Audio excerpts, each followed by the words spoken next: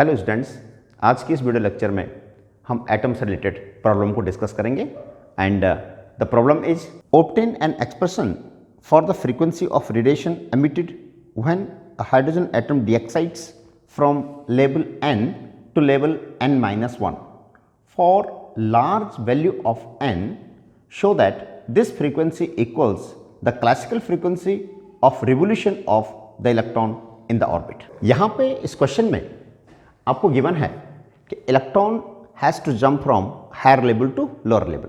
Problem में आपको given है कि electron jump from higher level, this one is n, and electron jump to lower level n-1। इसके लिए आपको इस प्रॉब्लम को डिस्कस करना है कि यहाँ से जो फ्रीक्वेंसी एमिट होगा, जो फोटोन एमिट होगा, उसका जो फ्रीक्वेंसी होगा, उस फ्रीक्वेंसी को हमें चेक करना है, उसको हमें फाइंड आउट करना है। तो हम अच्छी तरह जानते हैं electron jump from higher level to lower level. Let it be the upper level is initial level of the electron and now the electron is in final level NF। तो ऐसी सिचुएशन में जो स्पेक्ट्रल वेवलेंथ होती है उसका formula हमारा Rydberg formula जो होता है 1/λ is equal to r and it is here 1/nf square minus 1/ni square is to be kept in mind. This r is the Rydberg constant और इसका वैल्यू होता है me4 upon 8 epsilon not square CH3। इसकी हमें later on जरूरत पड़ सकती है इस वैल्यू को यहाँ पे यूज करने के लिए to compare the frequency of photon emitted with the frequency of revolution of electron. अब यहाँ पर आपको NF is the final state given है, it is n-1, Ni is the initial state. ये वैल्यू हम यहाँ पुट कर देंगे, the result become here r NF square is n-1 whole square minus it is 1/n square। इसको हम थोड़ा sum up कर दें तो 1/λ comes out to be r and it is here n square minus n-1 its whole square over n square into n-1 its whole square। आपने simply इसका LCM लेके इसको एडजस्ट कर दिया है। इसको ओपन कर दीजिए and your result become here r it is n square minus it is n-1 whole square. इसको ओपन करेंगे तो आएगा a square plus b square minus 2ab। ये आपने ओपन कर दिया over it is here n square into n-1 whole square. यहाँ पे this 1/λ become here r n square minus n square minus 1 plus 2n over n square n-1 it's whole square. आप देखेंगे यहाँ से ये कैंसल आउट हो जाएगा and your result become here r and it is 2n-1 over n square into n-1 it's whole square. ये आपने यहाँ से 1/λ को कैलकुलेट कर दिया है। अब आपको इस प्रॉब्लम में फ्रीक्वेंसी निकालनी है तो we know very well c is equal to nu lambda. तो यहाँ से फ्रीक्वेंसी कितना हो जाएगा, nu will be equal to c/λ। ये बात आपने ध्यान में रखनी है।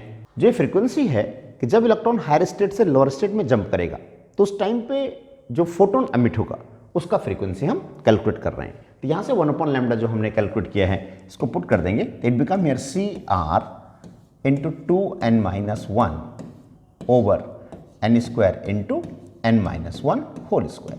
तो ये एग्जैक्ट आंसर हमारा आ गया है। अब आपको जो प्रॉब्लम में पूछा हुआ है उसने गिवन है कि n is to be taken as very very large.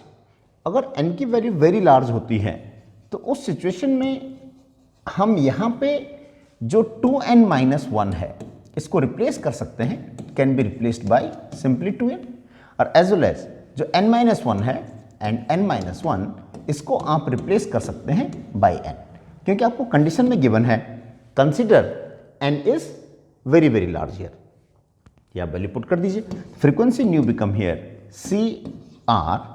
यहाँ पे आपके पास बचेगा 2n ओवर, यहाँ n स्क्वायर है ये आपके पास, इनटू यहाँ से क्या बचेगा n स्क्वायर बचेगा। क्यों, n-1 is replace by simply n here. ये आपने यूज कर लिया। यहाँ से देखेंगे n से n कैंसल आउट हो जाएगा and your answer become here 2CR। c is the speed of light, r is the Rydberg constant upon n square into n, it is here n cube. अब हम इसको further solve करेंगे by using the Rydberg constant. Rydberg constant की value हम यहाँ put कर लेते हैं। It become here 2c by n cube और ये वैल्यू होती है आपकी me4। जो m हम यूज कर रहे हैं, this m is the mass of the electron over 8 epsilon not square CH3। ये वैल्यू हमने यूज कर दी है। अब यहाँ पे आपने रिडबर्ग कांस्टेंट की जो वैल्यू है यूज कर दी है। E यहाँ पे इलेक्ट्रॉनिक चार्ज है, m is the mass of the electron, epsilon not is the permittivity of free space, c is the speed of light, h is the plank constant. आप देख सकते हैं यहाँ से c से c यहाँ कैंसल आउट हो जाएगा और आपका रिजल्ट बन जाएगा nu is equal to, it is here me4 और यहाँ से 2 से हम इस 8 को भी कैंसल आउट कर सकते हैं, it become 4 here. me4 over 4 epsilon not square h cube into n cube. ये आपने फ्रीक्वेंसी ऑफ एमिटेड फोटोन को कैलकुलेट कर दिया है as per condition electron jump from higher level to lower level. लेकिन कंडीशन ये है कि जो n आपने कंसिडर किया है उसकी वैल्यू बहुत ज्यादा है। It is given to you in that problem. Next part of the question is, आपको अब कैलकुलेट करना है frequency of revolution of electron और प्रॉब्लम में आपको यह प्रूव करना है कि जो फ्रीक्वेंसी ऑफ फोटोन एमिटेड आपने सॉल्व किया है, it is to be equal to the frequency of revolution of electron here. यहां पर हम इस पॉइंट को डिस्कस करने के लिए यहां पे कंसीडर कर सकते हैं कि one of the electron is here, electron हमारे पास है and this electron is revolving with velocity v here, radius is r। अब हमें कैलकुलेट करना है frequency of revolution of electron. यहां पे let it be question number 2 is here. अब हमें यहां फ्रीक्वेंसी कैलकुलेट करनी है इलेक्ट्रॉन की रिवोल्यूशन की। तो हम अच्छी तरह जानते हैं कि time period of revolution of electron in h atom, time period is equal to distance upon velocity. Distance is 2 pi r,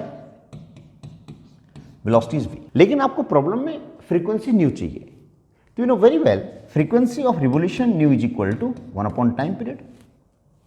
it become here, आप इसको न्यू डैश कह दीजिएगा, तो 1 अपॉन टाइम पीरियड कितना हो जाएगा, it become v upon 2 pi r। अब यहां प्रॉब्लम यह है कि आपको वेलोसिटी v भी चाहिए और रेडियस r भी चाहिए। तो जो बोर्स का पोस्टुलेट है ऐसे एटम के लिए, quantization condition of angular momentum, उसको हम यूज कर सकते हैं। तो हम अच्छी तरह जानते हैं कि angular momentum quantization condition mvr is equal to nh upon 2 pi. तो यहां से हम वेलोसिटी v को सॉल्व कर सकते हैं। ये हमारे पास एसेंशियल कंडीशन होती है। जो Bohr's model of H atom हम डिस्कस करते हैं, तो वहाँ पर आपकी जो 3 पोस्टुलेट्स हैं, उसका सेकेंड पोस्टुलेट्स यही है हमारा कि जो परमिटेड ऑर्बिट हैं जिनमें इलेक्ट्रॉन रिवॉल्व करेगा, उनके लिए एंगुलर मोमेंटम क्वांटाइज्ड रहेगा। वो हमने यूज कर लिया है। एन क्या है यहाँ पे, n is being the number of orbit here. तो यहाँ पे m b r is equal to n h upon 2 pi, तो v become here n h upon 2 pi m r. तो हम एक काम करते हैं, इस वैल्यू को यहाँ यूज कर लेते हैं। तो आपका आंसर कितना बन जाएगा, nu dash become here 1 upon 2 pi r into velocity भी आपने निकाला n h upon 2 pi m r. अब यहाँ पर हम इसको आगे सॉल्व करते हैं। It become here nu dash is equal to n h upon 4 pi square m r square. तो ये आपने इक्वेशन ऑफ 4 को फाइंड आउट कर लिया है। अब यहाँ पे जो r है, r is the radius of orbit होता है। तो रेडियस ऑफ ऑर्बिट का रिजल्ट हम जानते हैं, radius of orbit is equal to n square h square upon 4 pi square m k e square. अब जो k है यहाँ पे, k की वैल्यू हम जानते हैं, ये होती है 4 pi epsilon not the Coulomb constant. ये वैल्यू अगर हम यहाँ पुट करते हैं तो r become here n square h square over 4 pi square m, it is here into 1 upon 4 pi epsilon not into E square. अब आप यहाँ पे चेक कर सकते हैं, 4 से 4 कैंसल आउट हो जाएगा, यहाँ से पाई से पाई ये कैंसल आउट हो जाएगा। तो आपका रिजल्ट बन जाएगा, ये आपने रेडियस को सॉल्व कर लिया है, is the radius of this nth orbit. अब ये वैल्यू आप यहाँ पुट कर दीजिए, तो your result become here nu dash is equal to nh upon 4 pi square m, it being r square epsilon naught n square h square over pi m e square it's whole square.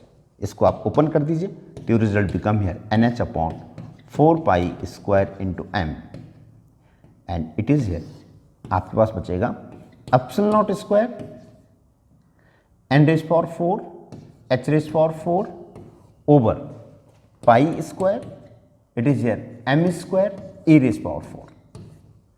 अब इसको हम manage कर सकते हैं, pi square यहाँ भी है, pi square यहाँ भी है, ये m यहाँ भी है तो एक m यहाँ भी कैंसल आउट हो जाएगा और यहाँ से n इज हियर तो 1n is here, h is here, h is here, तो योर रिजल्ट बिकम हियर ये me4 यहाँ ऊपर आ जाएगा हमारे पास, तो आपका रिजल्ट बन जाएगा me4 over 4 epsilon not square n cube h cube. ये जो आपने सॉल्व किया is the frequency of revolution of the electron. इस तरह से हमने जो फ्रीक्वेंसी ऑफ रिवोल्यूशन है उसको कैलकुलेट कर दिया है एज इक्वेशन नंबर 5। और आपका प्रॉब्लम यही है कि prove that this frequency of revolution of electron around the nucleus will be equal to the frequency of photon emitted in de-excitation from n to n minus 1 if n is very large। आप देख सकते हैं question 5 से आपने solve कर दिया me4 upon 4 epsilon not square n cube h cube. और यहाँ से आप देख सकते हैं इक्वेशन नंबर 2, यहाँ से हमने फ्रीक्वेंसी ऑफ फोटोन को सॉल्व कर दिया था। तो इन दिस वे ये भी आपको वही आंसर आया me4 upon 4 epsilon not square h cube n cube और सेम आंसर इज हियर, ये आप देख सकते हैं। In this way we discuss this problem here.